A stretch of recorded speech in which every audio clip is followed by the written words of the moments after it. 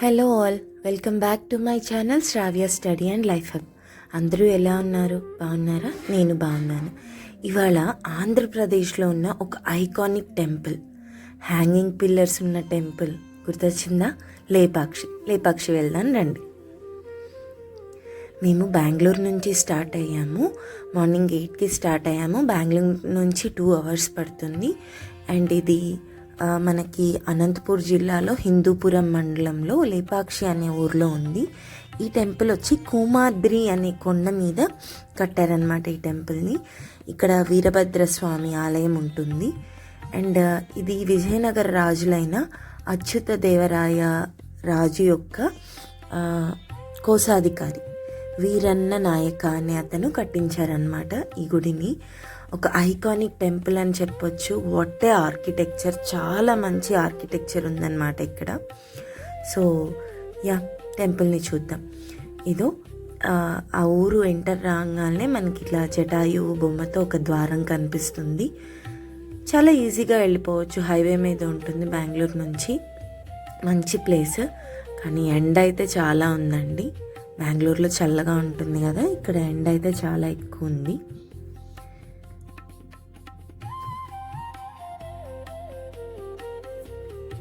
అసలు లేపాక్షి అంటే మనకు ముందుగా గుర్తొచ్చేది జటాయు విగ్రహము, హ్యాంగింగ్ పిల్లర్స్. అసలు ఈ పేరు ఎందుకు వచ్చిందో తెలుసా? సీతమ్మ వారిని రావణుడు ఎత్తుకెళ్ళిపోయేటప్పుడు, అపహరించినప్పుడు మధ్యలో దారిలో ఈ జటాయువు పోరాడుతుందన్నమాట సీతమ్మని కాపాడదామని చెప్పి. తాను చాలా పోరాడినా కూడా రావణుడు శక్తి ఎక్కువతో తనని తోసేసి కింద పడేసి సీతమ్మని ఎత్తుకొని వెళ్ళిపోతాడంట. అప్పుడు సీతమ్మ ఒక అడుగు కూడా ఇక్కడ ఉంది, ఆ అడుగు కూడా మీకు చూపిస్తాను. అప్పుడు ఆ జటాయు అనుకుందంట, ఎలా అయినా ఈ విషయం రాముడికి తెలియాలి, రాముల వారు వచ్చే వరకు నేను చనిపోకూడదు, నేను బతికుండాలి అని చెప్పి కొన ఊపిరితో అలానే ఉండి రాముడు ఆ దగ్గరకు వచ్చినప్పుడు జటాయు చెప్తుందనమాట, ఇలా రావణుడు అపహరించుకుపోయాడు స్వామి సీతని అని చెప్పి ఆ మాట చెప్పి చనిపోతుందంట. తన భక్తికి మెచ్చిన శ్రీరాముడు మోక్షాన్ని ప్రసాదించాలని చెప్పి లేపక్షి అన్నారంట. అప్పుడు జటాయువు మళ్ళీ మానవ రూపం వచ్చి మోక్షం పొందాడు. సో అందుకని ఈ ఊరికి లేపాక్షి అని పేరు వచ్చిందంట. అండ్ ఇదిగో ఇక్కడ లోపలికి వచ్చేసాం. ఫస్ట్ మనకి జటాయు పార్క్ వస్తుంది, అక్కడ నుంచి స్ట్రైట్గా వెళ్తే మనకి టెంపుల్ వస్తుంది. మేము కార్ పార్కింగ్ బ్యాక్ సైడ్ ఉంది కాబట్టి బ్యాక్ సైడ్ ఎంట్రీ నుంచి వెళ్తున్నాము. స్పేషియస్ కార్ పార్కింగ్ ఉంది, ఎక్కడికక్కడ వాటర్, కోకోనట్ వాటర్స్ అన్నీ అవైలబుల్గా ఉన్నాయి. కార్ పార్క్ చేసుకొని టెంపుల్లోకి వెళ్తున్నాము. అండ్ అక్కడ ఎంట్రన్స్లో కాలు కడుక్కోవడానికి ట్యాబ్స్ ఉన్నాయి. నెక్స్ట్ ఫుట్వేర్ స్టాండ్ ఉండింది ఇక్కడ. ఇక్కడ కూడా ఎంట్రన్స్ ఉంది, ఇలా కూడా వెళ్ళొచ్చు అని చెప్పి, బట్ ఆ రోజు అది క్లోజ్ చేసింది. సో పక్క నుంచి వెళ్ళాలి. ప్యూర్లీ స్టోన్ మీద కట్టారండి ఇది.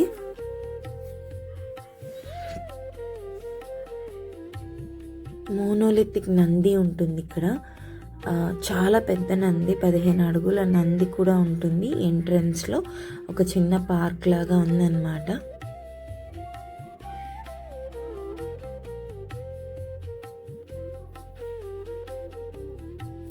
ఇలా మంచి టెంపుల్ ఆర్కిటెక్చర్స్ ఇట్లాంటివి చూసినప్పుడు అసలు ఎలా కట్టారు, ఇంత ఇంట్రికేట్గా, ఇంత బాగా ఎలా చేశారు అనిపిస్తుంది. నాకైతే పర్సనల్లీ ఆర్కిటెక్చర్ చూడటం అన్నా, టెంపుల్ ఆర్కిటెక్చర్ గురించి చదవడం అన్నా చాలా ఇష్టం అన్నమాట. మెయిన్లీ దేవుడి కన్నా కూడా నేను ఎక్కువ ఈ ఆర్కిటెక్చర్ని, వాళ్ళ కార్వింగ్స్ని అవి చూడటానికి టెంపుల్స్కి వెళ్తూ ఉంటాను. చాలా బాగుంది. ప్లేస్ కూడా చాలా పీస్ఫుల్గా, ఎక్కడికక్కడ మనకి గ్రీనరీ ఉంటుంది. ఎక్కువసేపు ఉండొచ్చు అనమాట ఫ్యామిలీతో, పిల్లలతో వెళ్ళినప్పుడు. చాలా స్పేషియస్ టెంపుల్, చాలా పెద్ద టెంపుల్. ఈ లేపాక్షి అనేది ఒక టెంపుల్ మాత్రమే కాదు చెప్పాలంటే, ఇది ఆర్ట్, కల్చర్, డివోషన్ అన్నీ కలిసిన ఒక హెరిటేజ్ సైట్ అన్నమాట. వీరశైవ ట్రెడిషన్కి సంబంధించింది, శైవ వర్షిప్కి ఇది చాలా ఇంపార్టెంట్ ప్లేస్. అండ్ ఇంకొక విషయం తెలుసా, మనకి శైవేట్, విష్ణు అల్వారస్ ఇవన్నీ ఉన్నాయి కదా, కానీ ఈ టెంపుల్లో విష్ణుమూర్తిని ఉంచారు, శివలింగాలు ఉన్నాయి, శివుని ఉన్నారు, మళ్ళీ దుర్గా అమ్మవారు కూడా ఉన్నారు. సో అన్నీ కలిపి ఉన్న ఒక టెంపుల్ అన్నమాట, ఎటువంటి భేదాలు లేకుండా. ఇదిగో ఇది చూస్తున్నారా, ఇది మెయిన్ ఎంట్రన్స్. ఇటు నుంచి వస్తే మెయిన్గా రావచ్చు. ఇక్కడ షాప్స్ అవన్నీ ఉన్నాయి. సో మనం కార్లో బ్యాక్ సైడ్ నుంచి వచ్చాం కదా కార్ పార్కింగ్ కోసం. ఇక్కడ బ్యూటీ చూసారా, గుడి దగ్గరే మాస్క్ కూడా ఉంది. అదే ఇండియా కదా, వీఆర్ ఆల్ ఈక్వల్, అన్నీ ఒకే చోట కలిసి ఉంటాం మనం. ఇదంతా టెంపుల్ ప్రాంగణము, ఎంట్రన్స్ ఇది. అండ్ ఇక్కడ హ్యాంగింగ్ పిల్లర్స్ ఉన్నాయి కదా, బ్రిటిషర్స్ రాకముందు 3 హ్యాంగింగ్ పిల్లర్స్ ఉండేవంట. అప్పుడు వాళ్ళల్లో ఒక పోలీస్ అధికారి అసలు ఇది ఎలా నుంచుంది ఏంటి అని చెప్పి రెండింటిని కదిపించేలోపు పైన ఉన్న గోపురం కూడా కదిలిందంట. సో అట్లా ఆ 2 పిల్లర్స్ తీసేశారు, ఓన్లీ ఒక్క పిల్లర్ మాత్రమే ఇప్పుడు ఉంది. ఇది మెయిన్ ఎంట్రన్స్ టెంపుల్కి. లోపలికి వచ్చేస్తున్నాము. ఇక్కడ ప్రతి స్టోన్ మీద మనకి బొమ్మలు ఉన్నాయి. అవి కూడా ఒకటే బొమ్మని 3 విధాల్లో చూడొచ్చు. ఆ వీడియో నేను స్కిప్ తీయటం మర్చిపోయాను. అండ్ ఒక్కటే బొమ్మలో 3-4 పిక్చర్స్ ఉంటాయి. ఎంత బాగా, ఎంత మైండ్ పెట్టి చేశారో చెప్పచ్చు అన్నమాట. నార్మల్ ఒక రాయి మీద అండి, చాలా ఇంట్రికేట్గా, చాలా తీక్షణంగా ప్రతిదీ చెక్కారు ఇక్కడ. టెంపుల్లోకి వెళ్దాం రండి.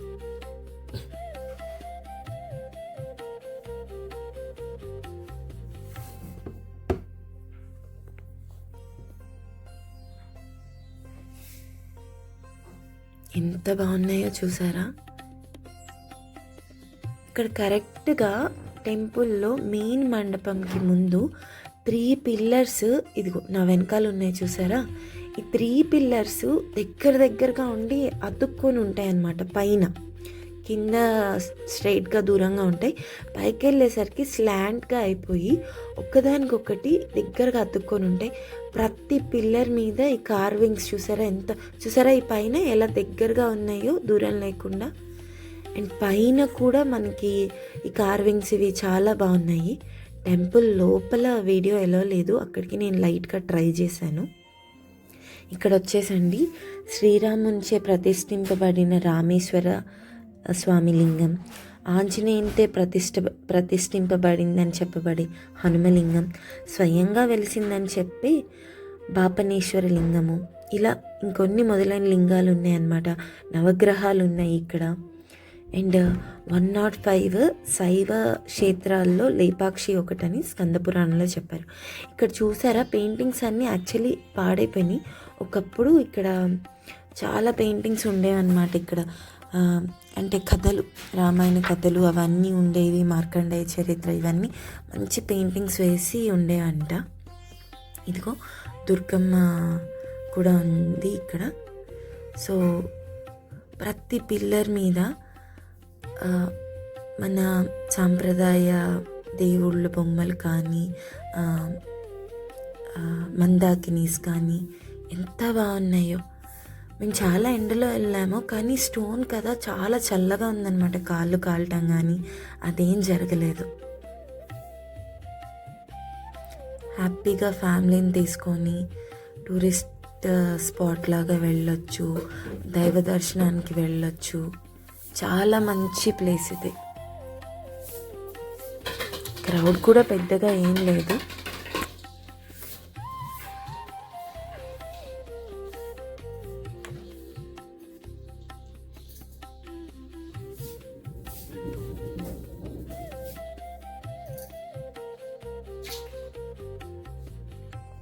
ఇక్కడ ఇంకొక కథ ఏం చెప్పారంటే, విజయనగర రాజులు అచ్యుతదేవరాయ కోశాధికారి వీరన్న ఇది కట్టించారు కదా. అయితే ఆయన మొత్తము మనీ అంతా, రాజ్యంలో ఉన్న మనీ అంతా వాడేసి ఆలయాన్ని కట్టించారు అని చెప్పి ఎవరో పుకారు పుట్టిస్తే రాజు అది నమ్మాడు అని చెప్పి వీరన్న అనుకొని ఆయన కళ్ళు ఆయనే పీకేసి ఇక్కడ కొట్టేశారనమాట. ఇక్కడ చూడండి ఆ కళ్ళు అచ్చులు ప్లస్ బ్లడ్ స్టెయిన్స్ ఇంకా ఉన్నాయి. సో అదొక కథ. మరి ఎంతవరకు నిజమో తెలీదు. అక్కడైతే ఆ స్టెయిన్స్ కూడా ఉన్నాయి. పిల్లలైతే చాలా ఎంజాయ్ చేశారు. మేము కలిసి వెళ్ళాం కదా. ప్రతి పిల్లర్ మీద బొమ్మలు కానీ ఎంత ఇంట్రికేట్గా చిన్న చిన్న ఫ్లవర్స్ కానీ చిన్న చిన్న మోటివ్స్ ఎంత బాగున్నాయో.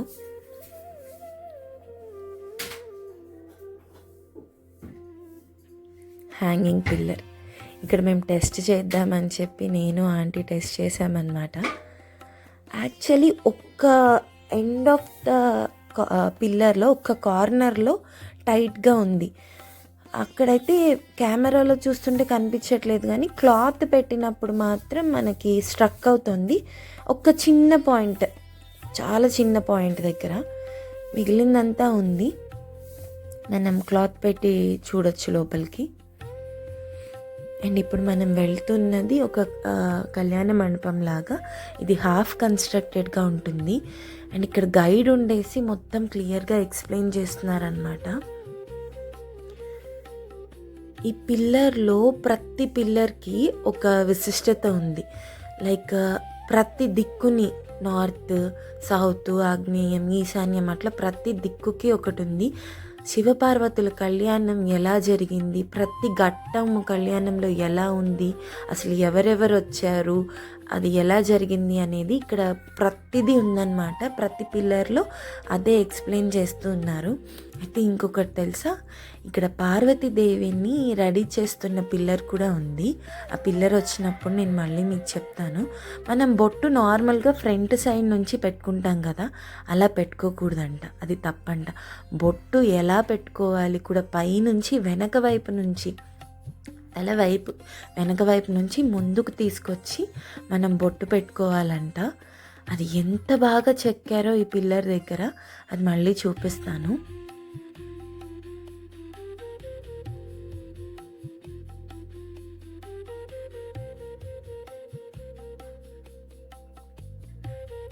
ఏనుగు విగ్రహాలు కానీ, ఏనుగుని చెక్కడం కానీ, రకరకాల ఫ్లవర్స్ కానీ ఎంత బాగా చెక్కారో, ఎంత బాగుందో.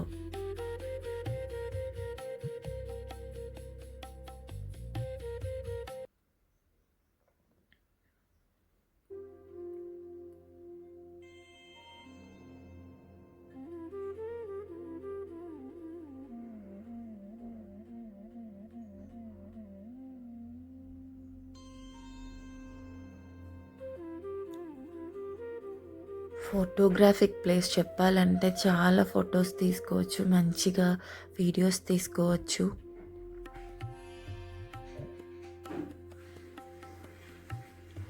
ఇదిగో ఈ పిల్లరే కనిపిస్తుంది కదా, బొట్టు ఎలా పెట్టుకోవాలో ఉంది ఇక్కడ.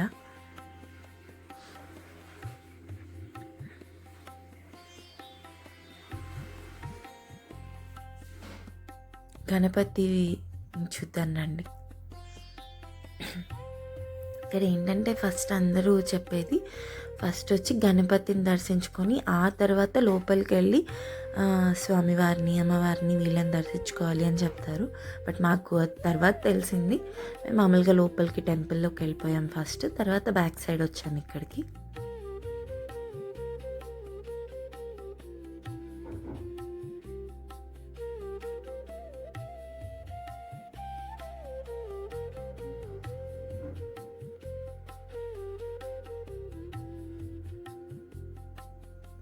చూశారు, కొండ మీద చెక్కారు. ఇది ఎంత బాగా చెక్కారో.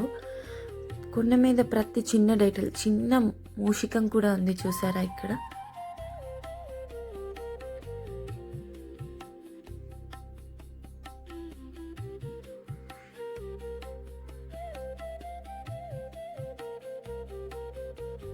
ప్రతి పిల్లర్, ప్రతి స్పాట్ ఏదో ఒక మోటివ్తో చెక్కే ఉంది ఇక్కడ.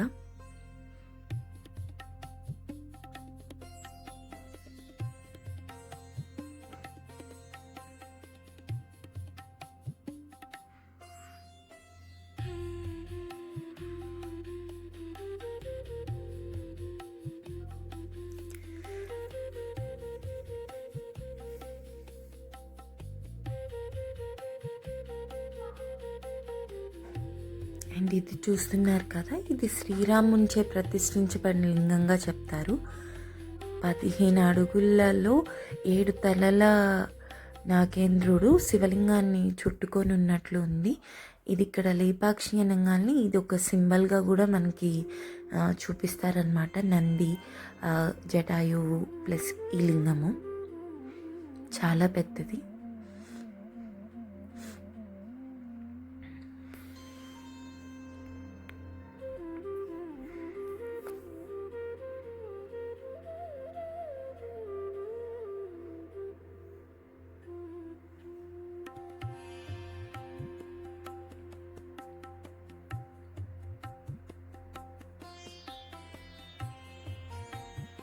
ఇక్కడి పిల్లర్ మీద చూసారా ఎంత బాగా ఉన్నాయో కార్వింగ్స్.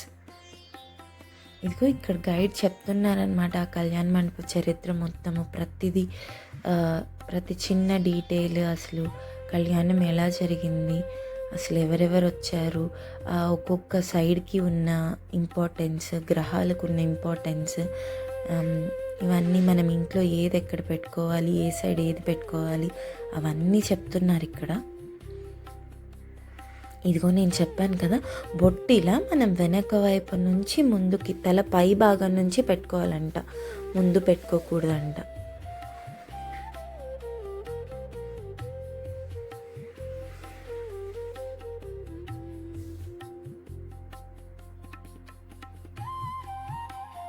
మనకి టెంపుల్ అంతా కూడా కొండ మీదే ఉంటుంది, కొండ మీద చెక్కింది. ఇసుక ఈ కళ్యాణ మండపం ఒక్క చోటనే మనకి ఇసుక అనేది ఉంటుంది, మిగిలినంత స్టోనే.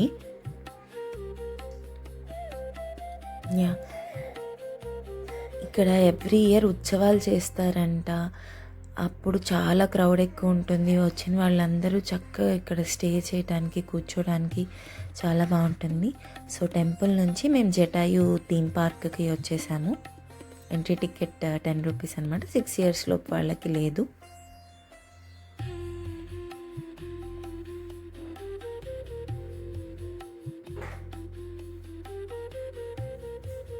పార్క్ లోపల చక్కగా లైక్ చిన్న చిన్న స్టాల్స్ ఉన్నాయి.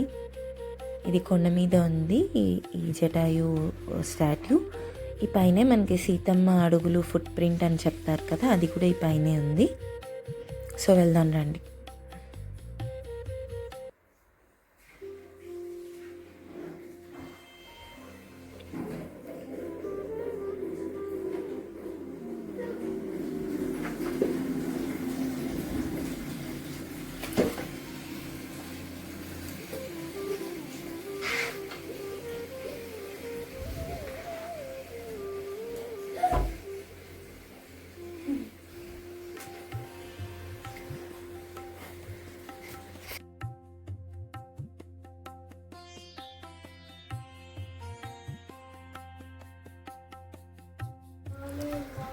కొండపైకి వెళ్ళడానికి మనకి మంచిగా స్టెప్స్ ఉన్నాయి.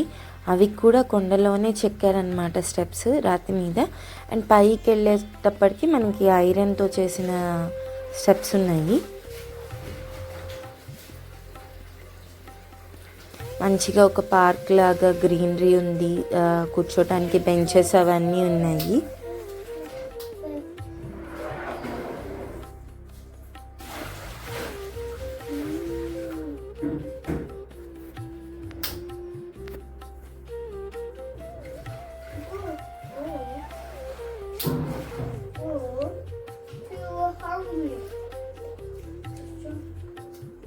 ప్రతి చోట మనకి ఏపీ టూరిజం బోర్డ్స్ అని ఉన్నాయి.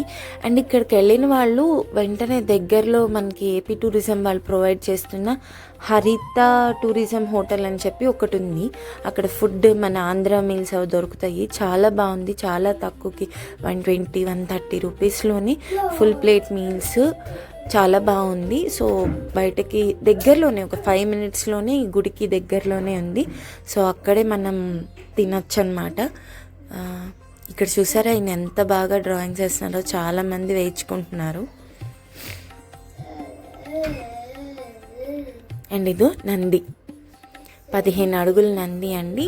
ఇక్కడ నుంచి దగ్గరలోనే ఉంటుంది, ఎదురుగా మనకు కనిపిస్తుంది అనమాట. రోడ్కి ఆపోజిట్ సైడ్ ఉంటుంది. పైకి వచ్చేసాము.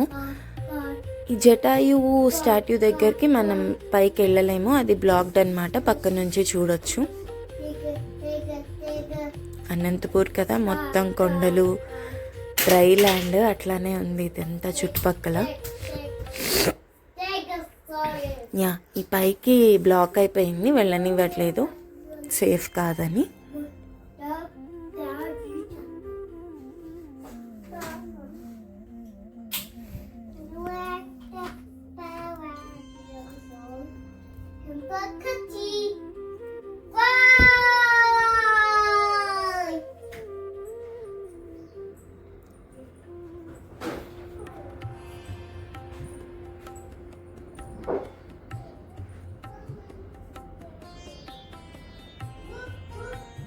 ఇక్కడున్న ఇంకో మెయిన్ అట్రాక్షన్ సీతమ్మ పాదం అంటారు. ఫుట్ ప్రింట్ సీతాదేవి ఇక్కడ ఉంది అని చెప్తారు.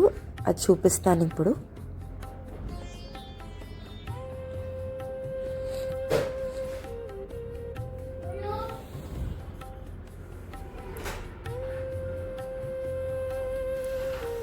ఇదిగోండి, ఇదే అన్నమాట సీతాదేవి పాదంగా చెప్తారు. ఇది ఇంకో మెయిన్ అట్రాక్షన్గా అందరు వచ్చి దర్శిస్తూ ఉంటున్నారు, చూస్తున్నారు ఇక్కడ. అదండి, వీడియో మీకు నచ్చినట్లయితే ప్లీజ్ లైక్ చేయండి, షేర్ చేయండి, సబ్స్క్రైబ్ చేయండి, కామెంట్ చేయండి కదా మీకు ఏం నచ్చింది, మీరు ఇంకేం తెలుసుకోవాలనుకుంటున్నారు. అదంతా నా ఛానల్లో నేను ట్రావెల్ వ్లాగ్స్, ఇట్లా ఇంపార్టెంట్ టెంపుల్స్ కానీ, యునెస్కో వరల్డ్ హెరిటేజ్ సైట్స్ కానీ, అండ్ స్టడీ పర్పస్ చెప్తాను, నేను ఎలా చదువుకుంటాను, నా జాబ్ రిలేటెడ్ చెప్తాను, అండ్ పేరెంటింగ్ టిప్స్ అవన్నీ కూడా ఇస్తాను. కరెంట్ అఫైర్స్ చెప్తాను ఖచ్చితంగా. సో జాబ్ రిలేటెడ్, సాఫ్ట్వేర్లో కెరియర్ ఎట్లా గ్రోత్ చేసుకోవాలి, ఇవన్నీ కూడా. సో ప్లీజ్ సపోర్ట్ చేయండి, లైక్ చేయండి, నా ఛానల్ని సబ్స్క్రైబ్ చేయండి. Thank you for watching.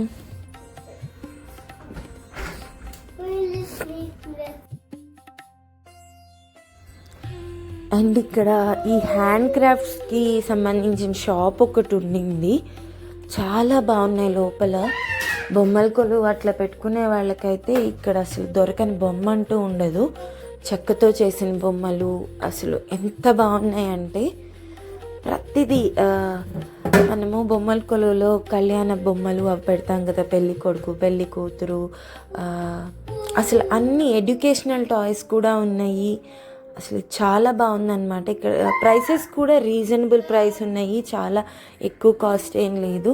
చాలా బాగుంది. ఇది ఖచ్చితంగా విజిట్ చేయాలి అక్కడికి వెళ్ళిన వాళ్ళు. ఎన్ని రకాల బొమ్మలు ఉన్నాయంటే సూపర్, చాలా చాలా బాగున్నాయి ఈ బొమ్మలు. తప్పకుండా ఈ ప్లేస్ కూడా విజిట్ చేయండి.